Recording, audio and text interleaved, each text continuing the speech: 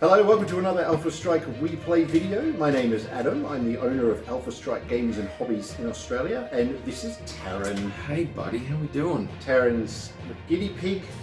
Pig. And gaming extraordinaire and Kickstarter addict, and God, you just fit into everything. I've got a lot of hats. I'm bad at wearing more than one at once though. Today we're BattleTech hatting. We are BattleTeching. Now, we've had a few people ask about how to work out battle value. We've done a few of those Pimp My Mechs now, and we've had custom designs and we've worked out BV for them. Yep. But we're just going to show you how to do it, essentially. We are. Yes, I'm going to swoosh it. Swoosh.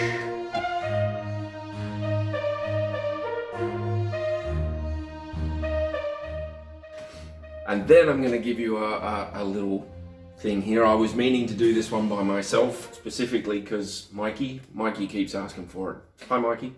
But there's a lot of people out there that want it, but it's a little bit full on, so we've decided to do it together, which is probably a good idea.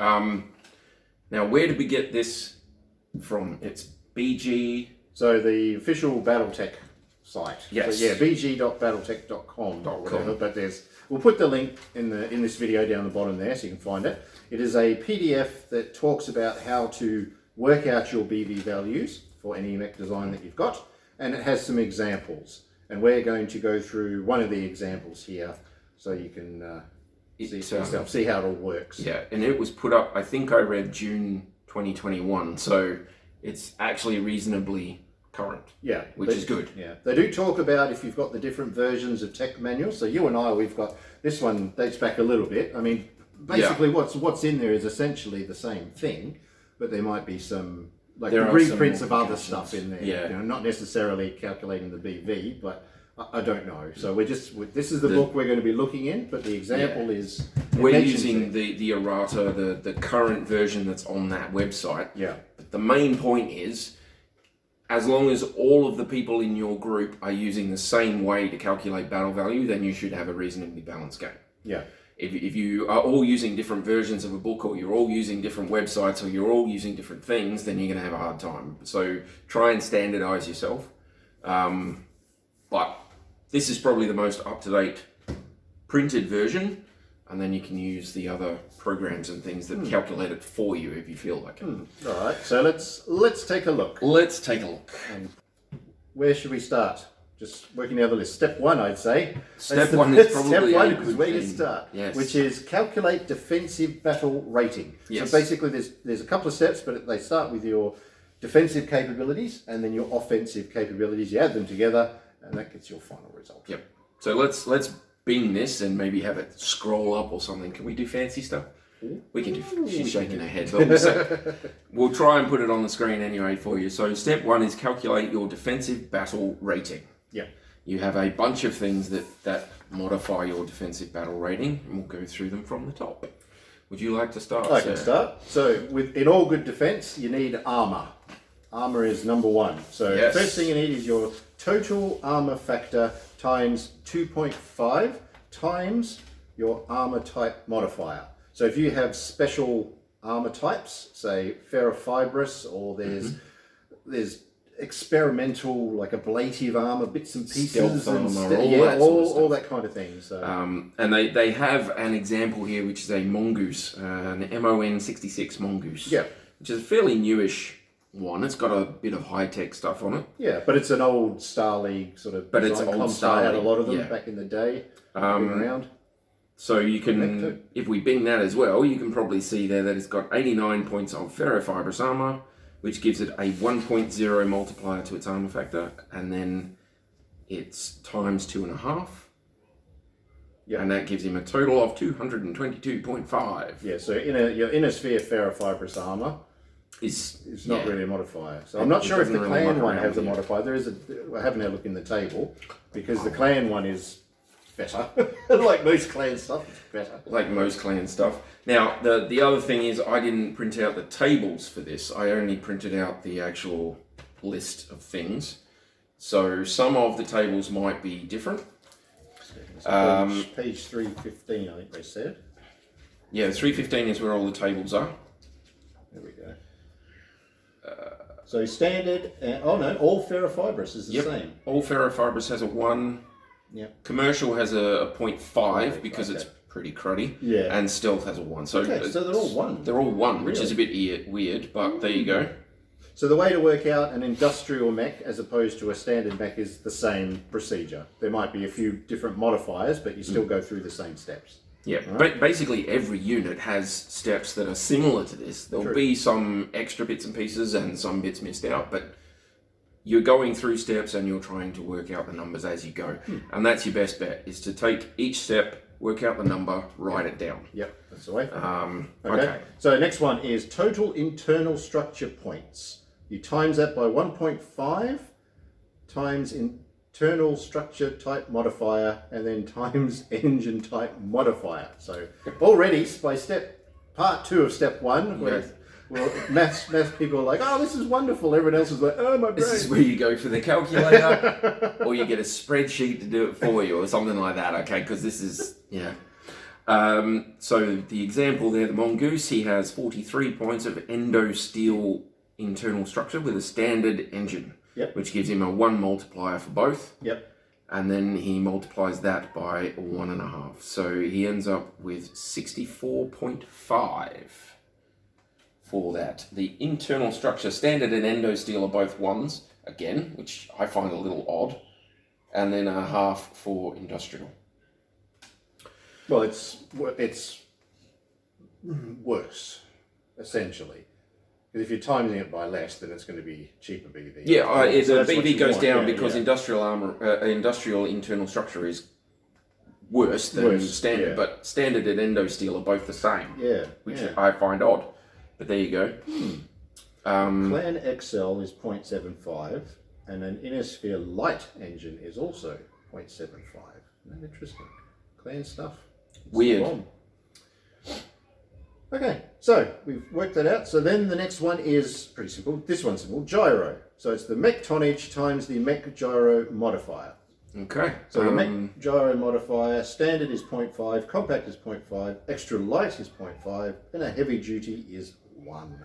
Okay, so the example, the Mongoose is 25 tons, and he gets a standard gyro, so he's 0.5, so he's at 12.5. Pretty straightforward. There you go. Okay, and is that for that? Yep. So now you're working on defensive equipment.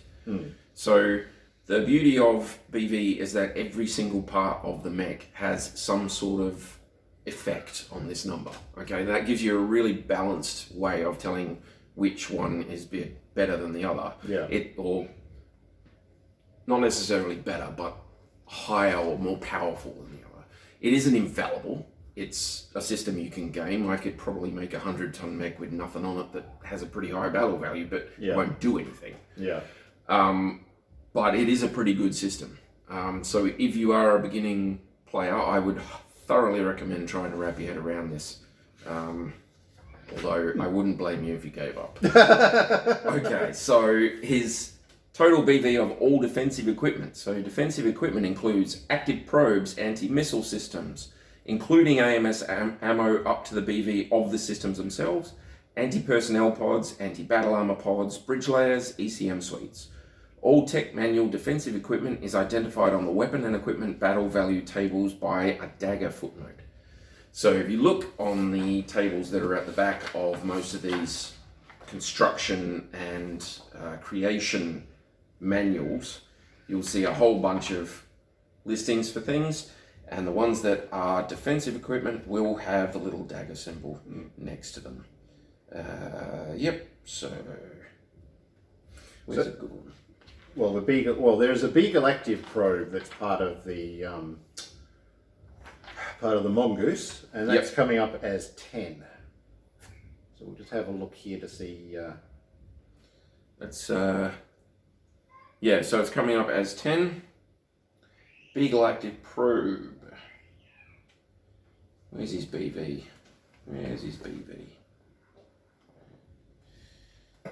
Light active probe. Oh no, that's clan. Tech rating. No, doesn't have a BV there. Beagle active probe. So here we go. Innosphere weapons and equipment BV table, page 317. It just says 10.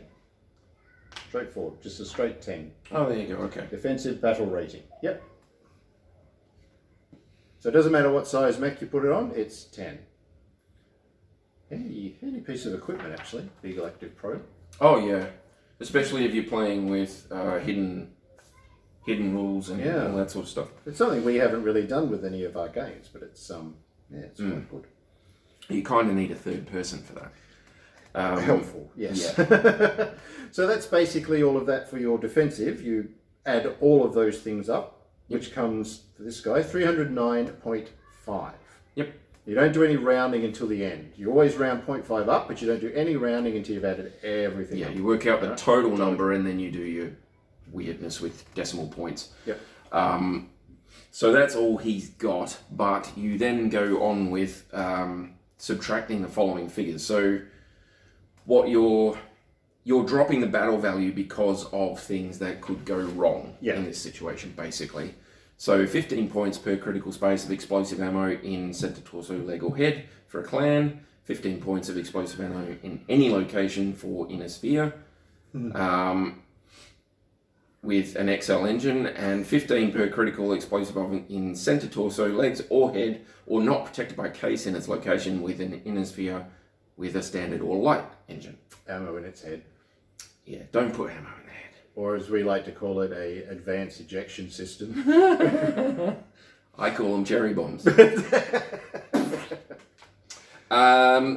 So 15 points per critical space of explosive ammo in the arm, not protected by case in its location or in the next location inward on the damage transfer diagram, with an inner sphere mech with standard light or light engines. Now you'll find this repetition a lot in this because they've got to go through. A clan mech will be built slightly differently to an inner sphere mech with an XL engine, and it'll be built slightly differently to an inner sphere mech with a light engine and an inner sphere mech with a standard engine. So they have to do this repetition a fair bit. So you just make sure you're checking all of you follow rule number 2, which is always read the whole thing. Okay, so just read through the whole thing and go, I've got that, it applies to me. 1, 1, 1, 1, 1, 1, and then add it all up at the end. Just so we're clear, that's Tarron's rule number 2, not rule number 2 out of this book. That is life rule number 2. He's got okay? 3 life rules. Yes. Maybe he'll tell you, but it won't be today. Probably not. We'll keep it a secret. We'll keep it a secret. Okay, so then we go on to Gauss weapons because they're explosive technically as well. I should get it on a t-shirt. You should get on a t-shirt. That's cold. 1 point per Gauss weapon, critical space. In center, torso, legs, or head for a clan mech. In any location for a mech with inner sphere XL. In center, torso, leg, or head, or not protected by case in an inner sphere with standard or light. And then in an arm not protected by case in its location or in the next location inward for an inner sphere with standard or light. Okay? Explosive ammo is any ammunition that may explode inside a mech. Gauss weapons include Gauss rifles, Hags, and AP Gauss. Now, explosive ammo includes machine guns, narc beacons, ACs, LB, rockets, all different types of missile and AC ammunitions, infernos, everything. Yeah. Okay, anything explosive. Gauss ammo is not included because Gauss ammo doesn't explode. No. So your total defensive battle rating, that's your defensive battle rating, but then you get your total defensive battle rating by multiplying the current total by the mech's defensive factor. So a mech's defensive factor is based on the unit's highest potential target modifier, including bonuses for jump capability, enhanced movement capability from mask or triple strength armor, and the maximum effect of stealth armor, such as the modifier for long range, as shown on the defensive factors table and defensive factor table modifier table. And that final result is your defensive battle rating. Okay, you still with us? They're not. Look, they've dozed off. Look, some people have said, no, I'm going to go look at kittens and stuff. Yeah, you still there, Mikey? No. Mikey's still there. He's still there, he's going, no, this is it, this is cold. Yeah. Brain hurt. So, is it 3:15? I've lost it already. 3:15. Here it is. Or okay. 17. Speed factor table. Defensive. Okay, so target modifier. So your highest target modifier will be if you jump at full capacity, if you have some sort of weird armor or something like they mentioned there, that gives you a bonus. If you move at your fastest, at your highest, and you're at long range, what's your maximum modifier? Yeah. So they've given the example here, which I'm not entirely sure. So at a run, it represents a target modifier of +4 because he's 812 movement. Yeah. So he has a 1.4. Yep. So it doesn't take into account the long range.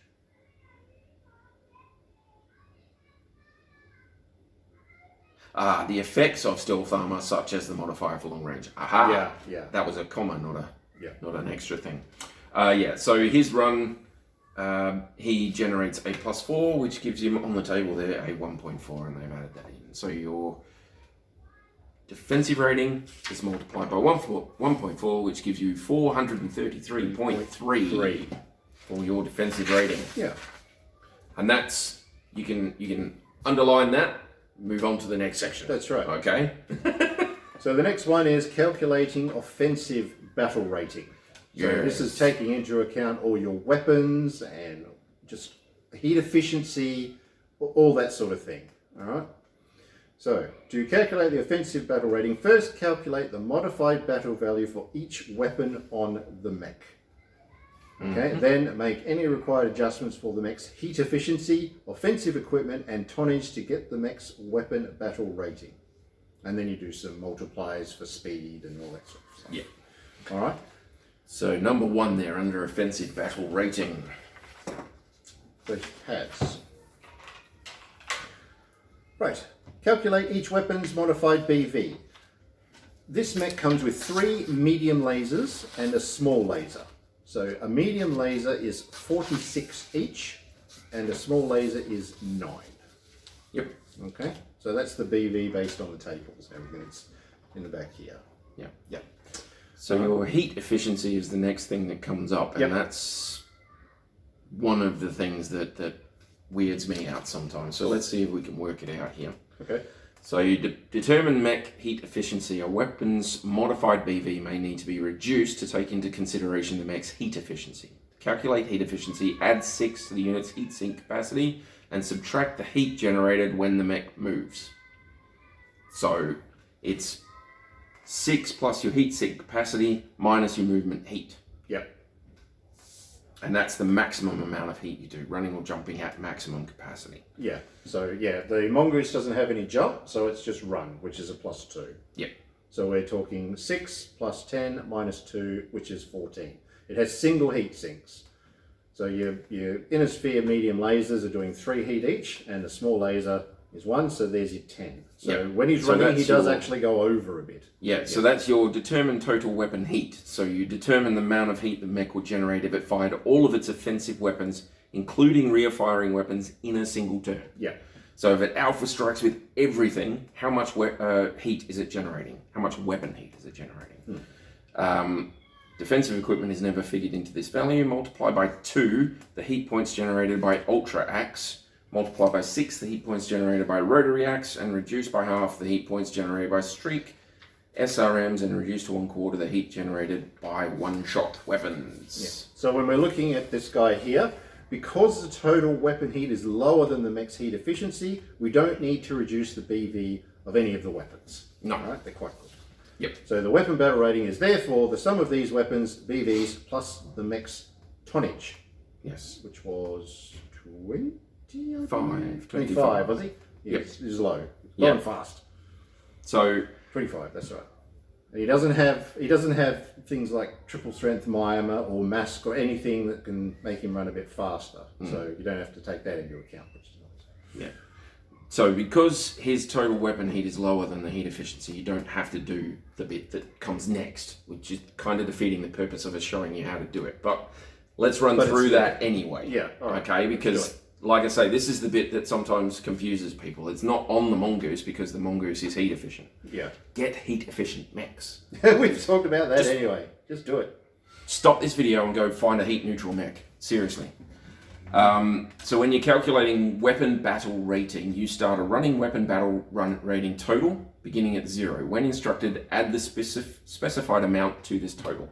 So what you're doing is you're running through each weapon and you're adding either its total or a modified total to a running total, and then that gives you the actual number at the end. So you add the modified BV of any weapon on the mech that does not generate heat when fired to the running weapon battle rating total, to your running total. Yeah. Okay, so if it doesn't generate heat, you add it on straight away, just straight up. Add the BV of any ammunition and non-defensive equipment on the mech to the running total. If the mech's total weapon heat is equal to or less than the mech's heat efficiency, right? So your total weapon heat is less or equal, add the modified BV of all the mech's remaining weapons to the running total and proceed to step 8. So this is what he does straight away. Because his weapon heat is lower than his heat efficiency, he just goes straight to the bottom, adds everything in and goes done. Okay? Ignoring weapons that generate no heat when fired, choose the weapon on the mech with the highest modified BV. If more than one weapon has the same modified BV, choose the one that generates the least heat when fired. If multiple weapons of the same type are mounted, choose one randomly.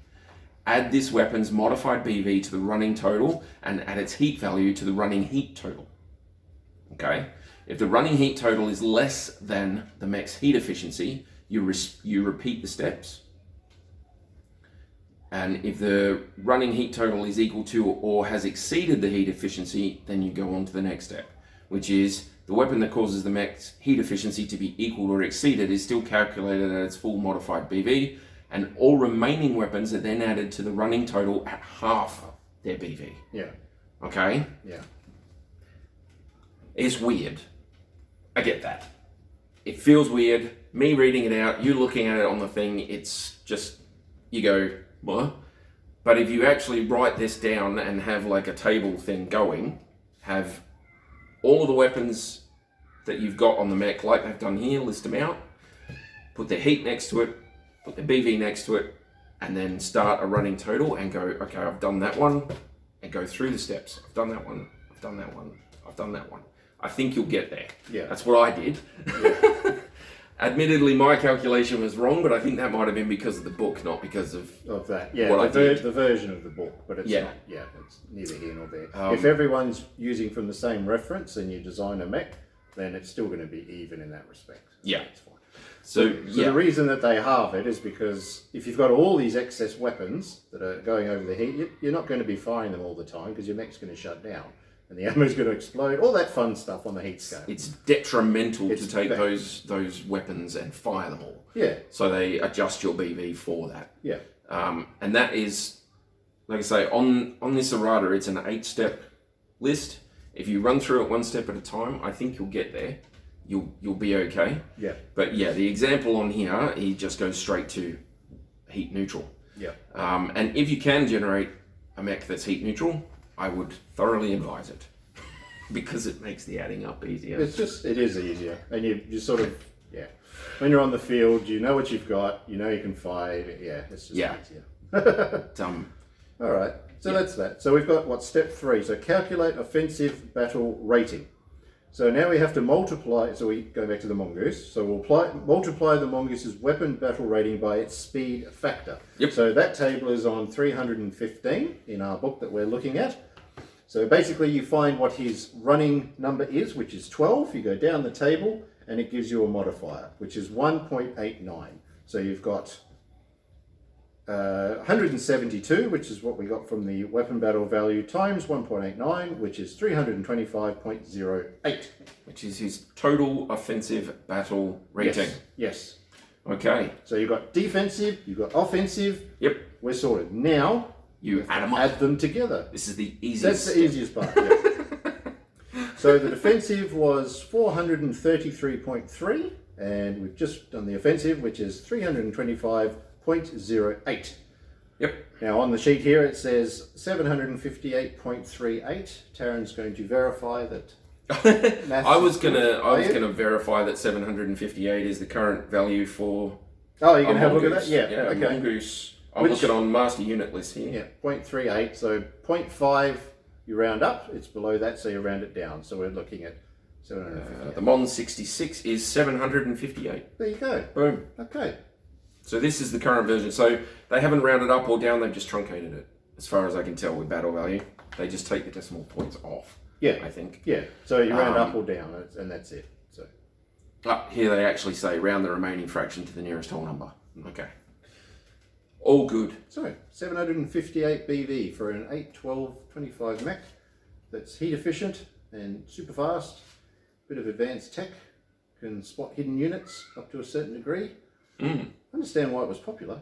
It's quite. I've got one. Yeah.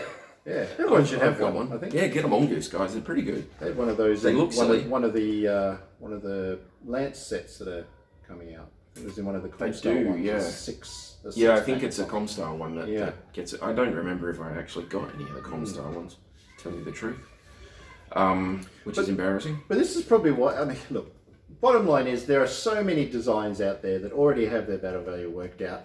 A lot of those designs and versions of the designs have their history in the lore. People like them because they're part of that. They're in scenarios and history, and you don't have to work it out. There's hundreds and hundreds. You know, so you don't really have to worry about that. No, it's already worked out for you. You don't need to be able to calculate this. It's not 100% necessary. If you don't have access to something like Solaris or MegaMech, then you can always just stick with versions of mechs that exist, that have a battle value listed. Always use BV2 in Sana, because I think Master Unit List only uses BV2.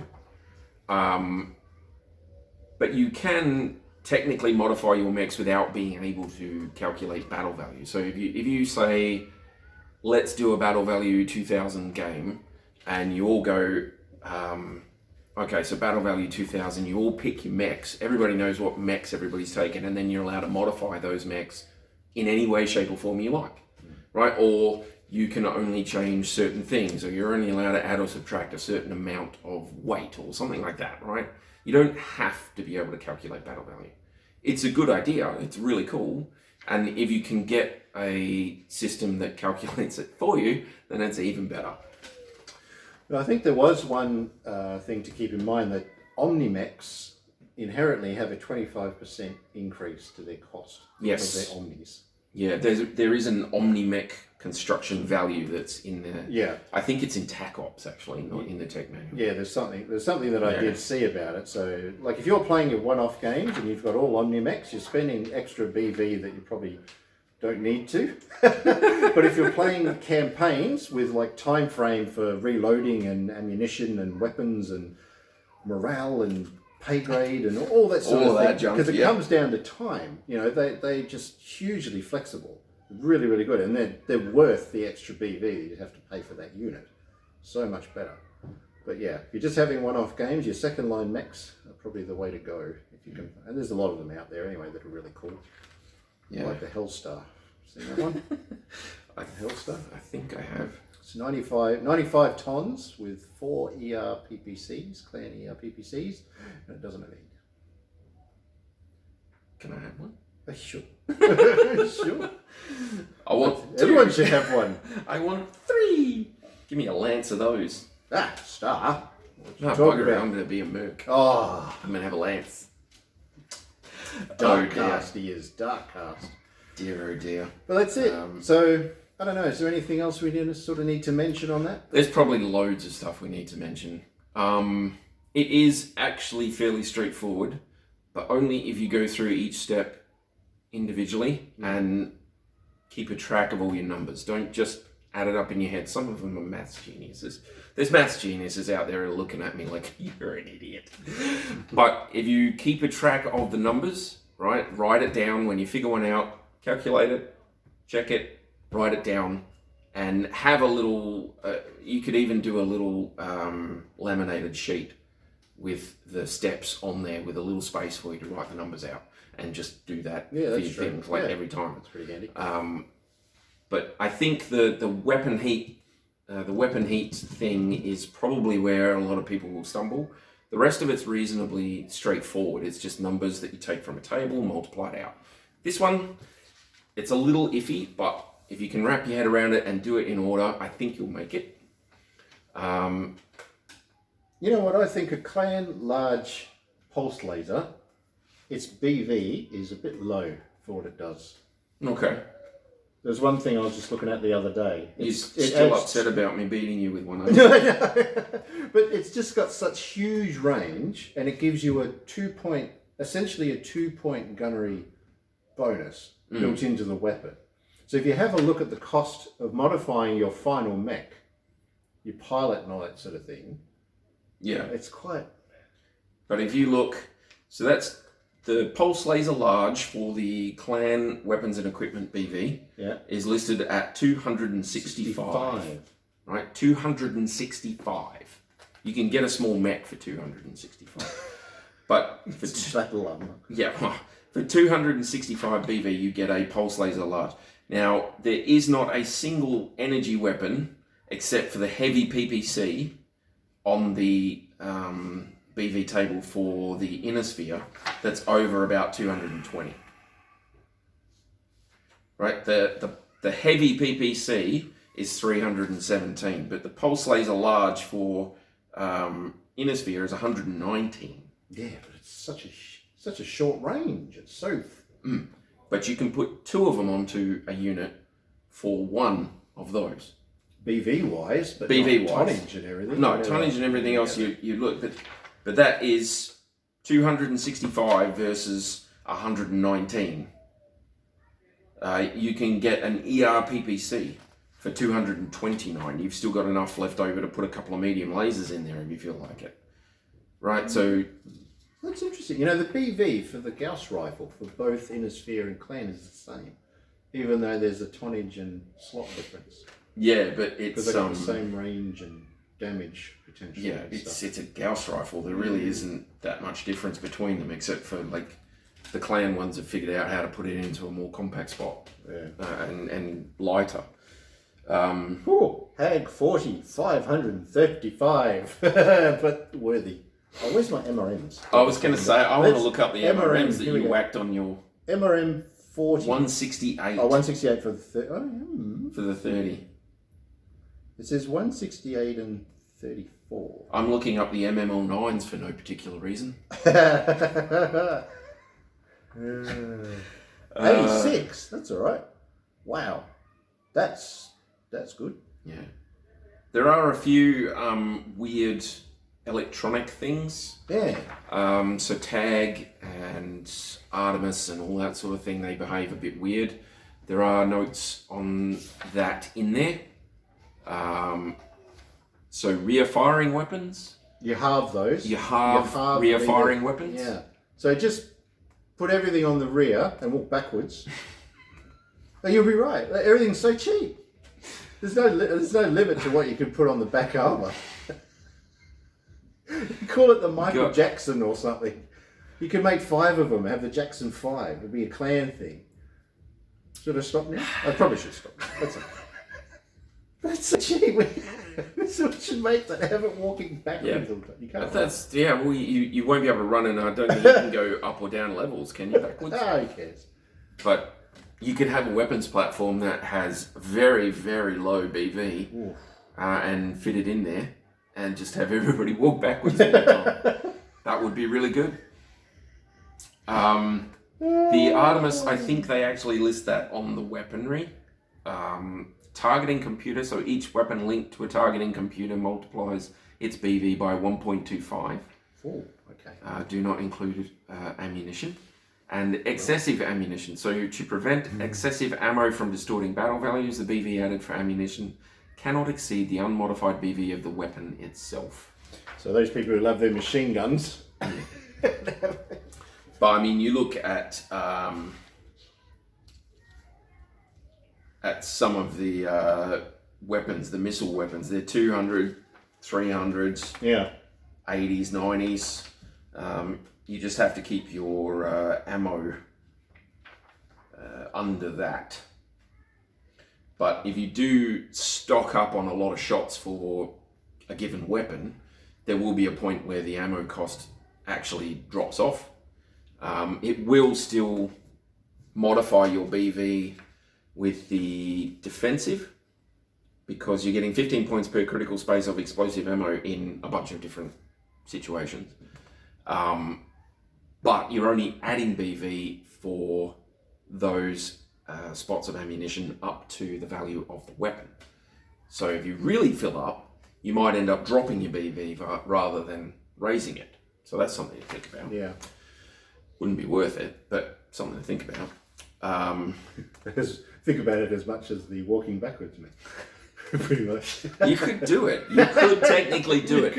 You do could have rear-facing weapons in every location that allows you to put a rear-facing weapon, and you could just walk backwards everywhere. Or you could run really, really fast behind someone and then just shoot backwards. That's a cool idea. You have a light to medium mech with a really huge engine, and just and run to the back of the lines, and then just always be facing away from the enemy and shoot backwards. I would want to increase your rear armor quite a bit. It would be your front armor. It would be your front armor. But I think the rear armor can only be a certain percentage of the amount that you put on the front, can't it? I don't know. That's something I'll have to have a look at. I don't think you can overload your rear armor, so it could be a fatal flaw in an otherwise damn fine plan. We'll have a look into tanks to see if it works the same for tanks. You can just put it on the back of those. Rear facing. Yep, that'll work. So a wrecking ball is only 8 BV, Tarron. Nice and cheap for you, buddy. What about a cudgel? I mean a club. Was it mace or? Mace. I think it's a mace. I don't think they've got it on there. No, mask and stuff. A retractable blade. Ooh. Yeah, see the hatchet. A lot of the physical weapons are based on the amount of damage you're actually doing. So your hatchet is damage times 1.5.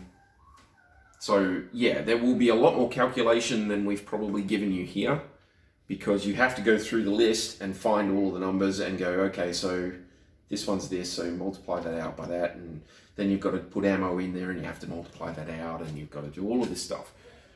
But I think it's a fairly easy system to wrap your head around once you've done it 3 or 4 times. Yeah. And it's a good idea to start with one that already exists so that you can check and see if you did it right.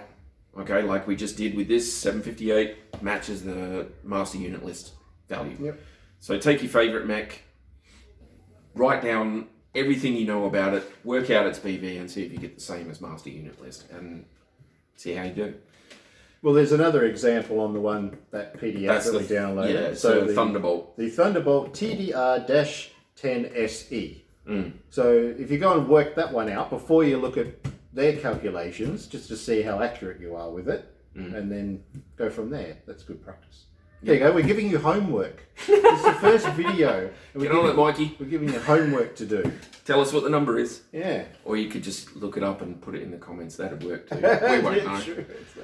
But yeah, as long as you can wrap your head around that, I think the weapon battle rating with the heat and stuff is the hardest part of this. The rest is all just adding and multiplying, but that one could give you some difficulty. If it does, and it's still not making any sense, if any of this still doesn't make any sense, chuck a comment down and we'll do another video. Yep. Okay? Yep.